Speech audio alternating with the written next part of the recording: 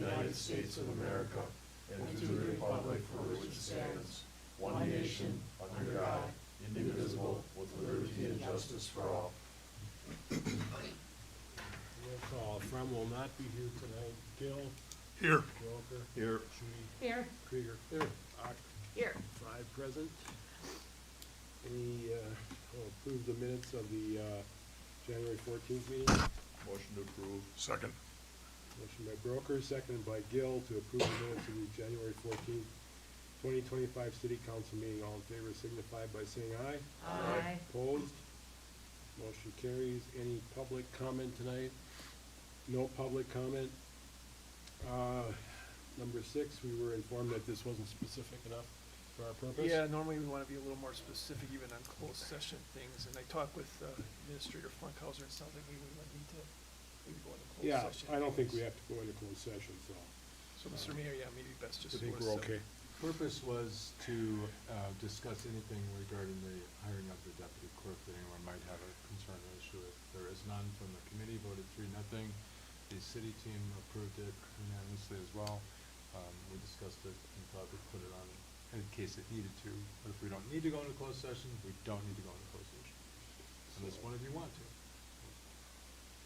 So Make we- the motion that we stay in open session. I don't think we need to. We don't need a motion. I don't think Well, we're in just- open we can session. just We're in skip it. open session. Okay. So We can open and we'll then just reopen. go to 7. Okay. All right, so consideration of employment offer to Sarah Preisner for the position of deputy clerk, treasurer for the city of Kiel. I recommended 3-0 by the personnel committee. We did interview 4 candidates. They're good candidates. And we thought, the committee thought that Sarah Preisner stood out mainly because of her, well, she has good HR experience, but she also has very good experience with payroll. She did payroll at H.G. Weber for many years, I guess. And benefit So- management experience. Yeah, so it would be very helpful to have a person with a PR experience also. So we recommended that. So we're looking for a motion? We did, before you make that motion, Chris August and I met with her on Monday. She did accept the offer that was included in the packet. She signed it, and so, yeah, then Okay. What do we have for a scheduled start date? Monday, she's ready to go if it's approved Okay, so tonight. that's- Okay, because that wasn't. February 3rd. Okay. Okay, I thought it said January something, but that's fine. February 3rd, so, and I beat you to the deadline, Ty? I'll make the motion, city hires, Sarah Preisner for the position of deputy clerk, treasurer for the city of Kiel, extending the, offer to hire as enclosed in our packet. And I will second that As soon motion. as she's available. Okay, any other discussion? Roll call. Motion by Shudi, second by Gill, to approve the hiring of Sarah Preisner for the position of deputy clerk treasurer for the city of Kiel. Roll call. Gill, Yes. Broker, Yes. Shudi, Yes. Krieger, Yes. Ocker. Yes. You guys must be alphabetical order or Have to something. change seats. You're gonna have, yeah, I I probably was have gonna to. say, maybe you should start on this side. I'm just anxious to get through this. Okay. Okay, so that motion carries. And number 8, the 2023 audit presentation by Clifford Larson Allen LLP. Yes, we have Gentlemen. John and Stuart here, who've been here since yesterday and spent all day today, so they're here to give us a report on the 2023. Yeah, good evening. As David introduced, I'm Stuart, this is John. And I always like to start the presentation off by just saying, please interrupt with any questions. Sometimes going through these statements aren't necessarily the most interesting thing, and so if you want to have any burning questions or desires, please reach out and speak up. Otherwise, I'm just going to dive into the primary financial statements of the city. That is the big fancy bound packet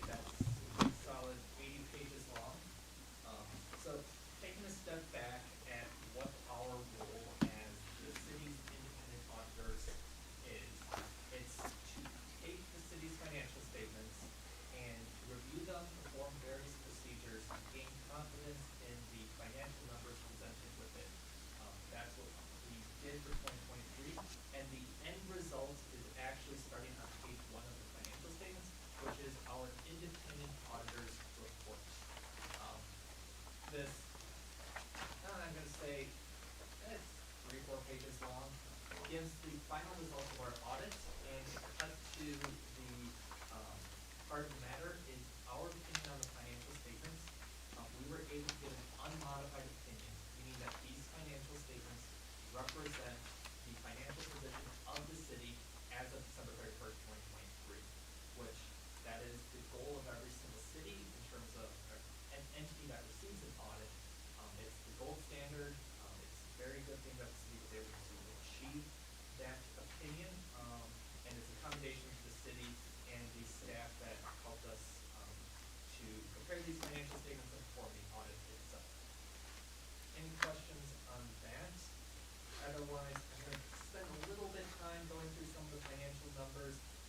Not too much time because it is already 2025 and this is a bit dated in terms of it's as of December 31st, 2023, but there's still some important numbers to pull out of here in relation to some historical context of where the city was at, the position it's currently facing itself in. So, going forward a couple of pages, looking at page 9 and 10, this is the balance sheet for your governmental funds. This essentially reports the assets, liabilities, and your fund balance for, these two pages have your general fund, your tax incremental district number 5, capital projects fund. One more on the T's. There you go. And then there's an other governmental fund column on page 10 that represents an aggregation of all of your other governmental funds. If you remember to our last presentation to the 2022 financial statements, we spent a good chunk of time focusing on that general fund balance because as of December 31st, 2022, so 2 years ago now, that had gone into deficit position. So you had negative equity. And as of 2023, that's now positive. Primary reason that is positive is because of the transfer from one of your capital projects funds of some reserves that the city had earmarked for capital projects to get that back into a positive position. So the fact that it is positive again is a good financial reference point as of this date. Now, it is still a relatively small amount when you compare it to your annual expenditures. So a benchmark for health of a fund balance is comparing your reserves to your annual expenditures. So just a quick flip over to page 12 shows that your general fund expenditures for 2023 was just under $3 million, $2.9 million, kind of right smack dab in the middle of that page. A healthy benchmark is about 20-25% of your annual expenditures in terms of fund balance. So that's about $650,000 if I can get my math correct. And being at 222,000 for your fund balance, 200 of that is unassigned, essentially not earmarked for any purposes. That's on the low side, and it should continue to be monitored going into 2024 and 2025 when building your budgets and approving new expenditures. Yep. So when we look at that number, like 200,000, and again, obviously a significant better number than a negative, but keep in mind as you're looking at the financial statement as a whole, you have the column to the right of that, which is your TIP high. And again, TIPs are life, they go for many, many years, so this is just a snapshot in time, but you can see there's a pretty big deficit there. So again, as your TIPs go through, some may work out, some may not, so there's always a look to say, okay, how much do we need in reserve in the general fund for any kind of failure in the TIP or unfunded TIP at the end of its life. Things that you don't have to worry about necessarily today, but to start looking at that. Well, that's a big number when you only have 200,000. So keep that in mind. That, again, if those TIPs were to close and then have a significant deficit, you'd have to come up with that funding somewhere else. So keep that in mind. I think the first one to close is a while yet, so I'm nothing to worry about immediately. But again, keep that in mind as you're planning those TIPs out. Where's 200,000?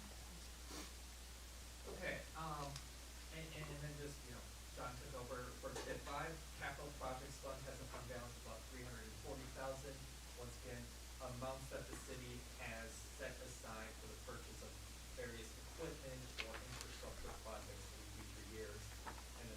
other governmental funds, like I mentioned on page 10, that's going to include all of your other governmental funds. Um, Skipping forward several pages to pages 16, 17, 18, and 19, just to get the other primary component of the city out there, it's your utilities. Electric, water, and sewer utility are all presented on these pages as individual columns.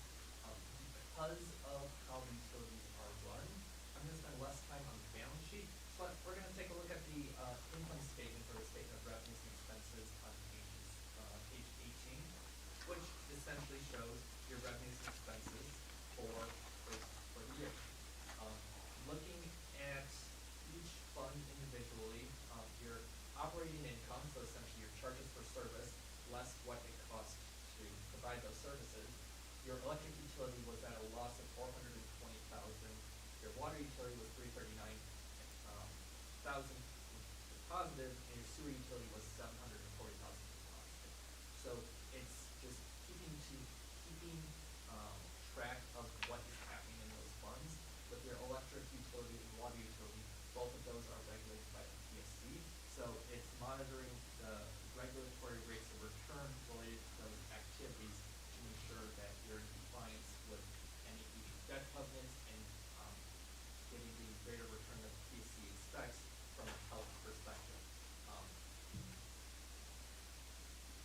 With the sewer utility, it's also going to be important to monitor that going forward, because in 2024, you have refinanced, you have completed your major upgrade to your sewer treatment facility and issued a new revenue bond as part of that financing mechanism. Well, whenever you issue revenue bonds, there's certain covenants you have, covenant that you're going to do, maintain from a financial activity perspective, one of which is maintaining a specific revenue versus expense ratio, which you are fully meeting for 2023, and if your 2023 numbers are indicative of 2024, you'll continue to meet them, but it's a matter of monitoring and keeping track of your revenues to make sure you're in compliance with your debt. That's all I'm gonna go into with the financial statements, unless there's any specific questions of anything in the big packet. A lot more information from the footnotes, which just provides a little bit more context about the numbers of debt, capital assets, the WS pension plan, which the city is part of, and then the back schedules include what makes up those other governmental funds. Like I said, it's 80 pages of financial gloriness that can be interesting at times if you like numbers and city finances. As long as we're solving, we're happy. So, what I'm going to touch on next, and then John is going to chime in a little bit, is there were two stapled reports included in the back cover of the financial statements.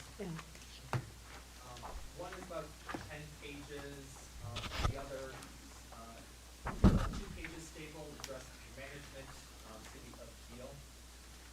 The 2-page letter is what we call the management letter.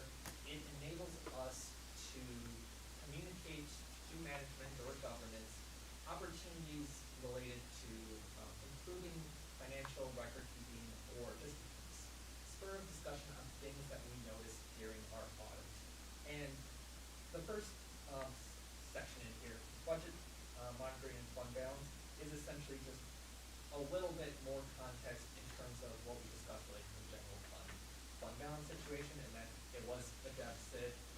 You made it positive in 2023, but focus on your budgeting practices in relation to that, making sure that you prepare a balanced budget and it's reasonable, and just continue to monitor that to make sure that your reserves are in a healthy place. The second comment on there is for the year-end close procedures, and the focus on that was related to maintaining your financial records accurately throughout the year and during the year-end close process. It's not an ideal situation for us to be here in January 2025 talking about 2023, and in part part of that was there were challenges that, were caused by the turnover that the city incurred within the administrative office, and it required us to perform additional procedures throughout the year, getting confidence with these numbers. And we believe that there are various opportunities, related to 2023, and then as they mentioned, we've been here since Monday, starting to look at 2024, and we noticed a couple of things that, we wanted to expand a little bit more about, and this is where I'm gonna shift 2 feet to the left and turn it over to John. Yeah, just to continue that conversation, I mean, that second page, the year-end close procedure is really important, because realistically, when you have an audit, the audit really looks back, right, on the previous year. So we're here in January, we'll be coming back at some point to do final field work. And we look back at the previous year, so that'd be 2024. And the reality of it is when we have clients that are doing a lot of auditing, a lot of journal entries, correcting things, it's not necessarily uncommon, it's not unusual, but what happens is, if you think about it, we're already 13, 14, 15 months potentially after the start of the year. So you've been making decisions and looking at numbers throughout the whole year, and we just came and adjusted those for the audit. So anytime that happens with significance, we tend to focus back on your year-end close procedures yourself. Now, if you turn over and some challenges you've had, it's been a little bit difficult, so we're trying to work through that, but realistically now, when we look back at 24, you're a little bit behind. So we need to have you catch up on that, and we can certainly assist with that through the audit process.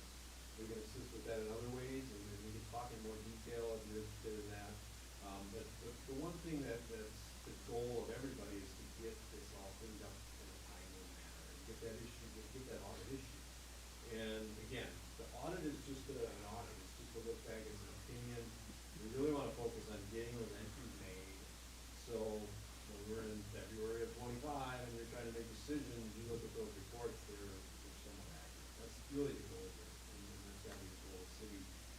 Otherwise, you don't know, we don't know if there's something wrong. Maybe there isn't, but maybe there is, so.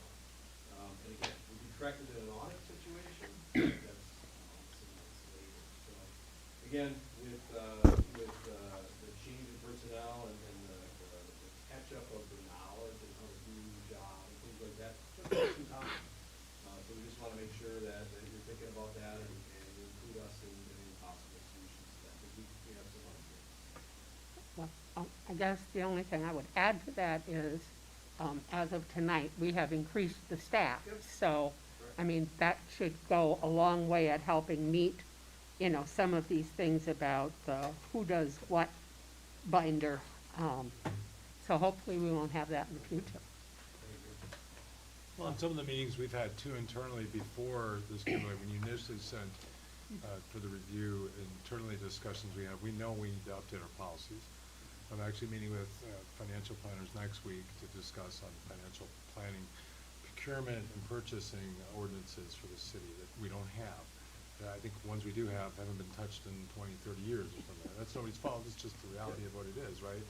And then redefining roles and very clear descriptive roles of what everybody does and should do, so it's very clear to them and understand, and organizational skills, and bringing in other financial policies and management policies. And Stuart, I keep wanting to call you Randall all the time, but that probably happens a lot, yeah. People I've worked with for 15 years, I got it. But Stuart and John and I spoke in depth about it today too, and yesterday a little bit as well, and we understand what needs to be done, it's just a matter of us getting to it and doing it. So we're starting that process is already in the works, as Alderman Schutte mentioned, the hiring of the additional staff is certainly a help, but we still have a long way to go, because we still have to reconcile our numbers for 2024 before they can even start an in-depth dive. So. And again, this situation is not really uncommon these days, with turnover, and it's really not the positions of the people. You need the people, obviously, to get some of this stuff done, but it's more the experience, and that's really what's plaguing municipalities right now, and then even private entities, is just the experience level is going down, because people that have been there for many, many years, even decades, are retiring.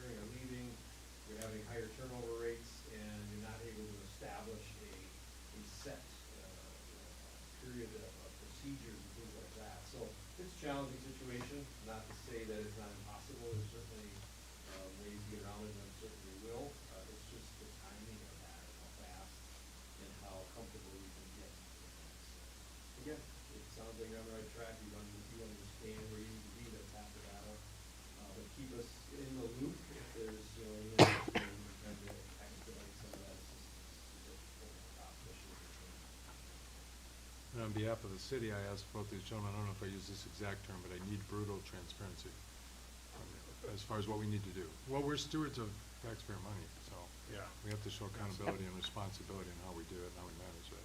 That includes my money, right? So I have a vested interest in this as well. But in reality, right, I mean, it's all our money, so Yeah, yes it is. it's important. So I appreciate, you guys have been very direct and straightforward, and that's the kind of environment I like to work in, so. And it's kind of nice to have someone refresh our memory of what we don't know and we need to learn yet. That's what we're here for, and, just because we're only in front of you, for 20 minutes once a year, does not mean that this is the only time the city or any of you can reach out. If there are questions or concerns, please drop us an email, give us a call, we're here to help you. Yeah. Yeah, we're a resource for the city, obviously, including patients, so if there's something that you don't understand with this book, there's something in there that you're like, why is that on page 50? Reach out, we do that all the time, and, get an email, what's this on page 50? So Well, certainly, any member of government is nice to do that. And in follow-up to your comments regarding TID or TIF, whatever you want to call it, 5, I have a meeting already as previously scheduled with Ellers to go through all of our debt management, and I'm hoping to have a report put together before mid-February, possibly by, I won't have it by the next committee of the whole, but definitely by March, to give us a clear picture of where everything is and what we need to do, long-term planning, as far as for those scenarios that these gentlemen mentioned. So, Joe Murray and his team are working with me on that, and good people to help too, so. Any other questions, anything else, you want to go over? I would ask a question on behalf of a lot of people, and you gave me the explanation, I think it would be good for everybody to hear. The turnovers that we had in the administrative positions, the lack of expertise in some of those, and the newness to the position, those are all contributing factors into why it took longer than normal for us to get this report. Yes. That there was so many stumbling blocks in there, and that reports weren't filed in a timely manner, and gotcha. Sure. Yeah, we design our audit procedures based on risk, and when there's turnover, our risk increases because there's that lack of institutional knowledge. Now, sometimes turnover is necessary if the positions aren't filled correctly, but it's always just harder asking what happened in 2023 when the people that were there aren't there anymore. Right. Stick to the moment. Okay. And I only ask that so that I've heard your answer, but it would save me from repeating it 7 times, so. Well, and I guess in closing, my understanding is whatever issues popped up in 2023, we've kind of met those and moved past that, and we haven't bankrupted the city or done anything illegal. And we now have in place additional staff starting to help. We have an administrator who is clearly working on policies and procedures and has a good handle on that. And so from what I see with this report, we're not maybe to the gold star per se, but we're definitely in the healthy range. And yeah, there's some issues with building up our reserve, but with all that happened, I think we dodged some major bullets. Yeah, and Stuart started with it at the very beginning, in unmodified opinion, so that's what your controls set out to do. So yes, of course, there's challenges and things you can do better, of course, like every entity, and timing can be better and things like that, but yeah, I mean, ultimately, it starts and ends with that, which is an unmodified opinion, and you did, which is good. Okay. Well, and credit to my predecessor, Casey, for taking it head on. She didn't balk from it. She drove right through the problem and created solutions, just from what I've seen. And so good for her, and it's good for the city. I don't see it as rosy and happy as you do. I'm more cynical and more guarded about it, like, we need to fix problems. We gotta get 2024. Yeah, we gotta get 2024. Let's see how that goes. We did some good things in 2024 also, with Yep. selling some properties and doing Yep. that kind of stuff, so it should be Yep. good. but we need to get that wrapped up. Exactly. Yep. And forgive me for the rose-colored glasses. No, I but love it. It's just in my role, I wanna stay, suspicious. I was gonna, well, stay suspicious, but don't get cynical. No, I won't. Okay. It keeps me on task. Okay, can we have a, motion to approve the audit presentation and report by Mr. Marcinelli? I'll go ahead and make the motion that we approve the audit report by Clifton Larson Allen LLP. Second. Any further discussion? Okay, a motion by Shooty, second by Krieger to approve the 2023 audit report from Clifton Larson Allen LLP. Roll call, Gill, Yes. Broker, Yes. Shooty, Yes. Krieger, Yes. Hoffman. Yes. 5-0, motion carries. Thank you. Thank you. Thank you. Thank you. Thank you, gentlemen. Safe travels. Number 9, donations, Audrey Grant, $3,500 to the Kiel Senior Transport. It's a really nice donation that Yeah. the Kiel Senior Transport group funds all the purchases of the cars and the program. So this is a really nice contribution to that group that will help with it, ensure the next purchase of a vehicle for that group. So, I will make a motion to accept that generous donation. Second. motion by Gill, second by Broker to accept the donation from Audrey Grant for $3,500 to the Kiel Senior Transport. All in favor, signify by saying aye. Aye. Opposed? Motion carries. Number 10, approve receipts and disbursements. Move to approve receipts and disbursements. Second. Motion by Krieger, second by Shooty to approve receipts and disbursements. All in favor, signify by saying aye. Aye. Opposed? Motion carries. And, number 11, approve bills. Move to approve and pay bills. Second. Roll Motion by call. Krieger, second by Broker to approve bills or pay bills. All in favor, roll call, we got on this one, Gill, Yes. Broker. Yes. Shooty, Yes. Krieger, Yes. Hoffman. Yes. Motion carries 5-0. And number 12, adjournment. I make a motion to adjourn. Second. Motion by Gill, second by Krieger to adjourn. All in favor, signify by saying aye. Aye. Opposed?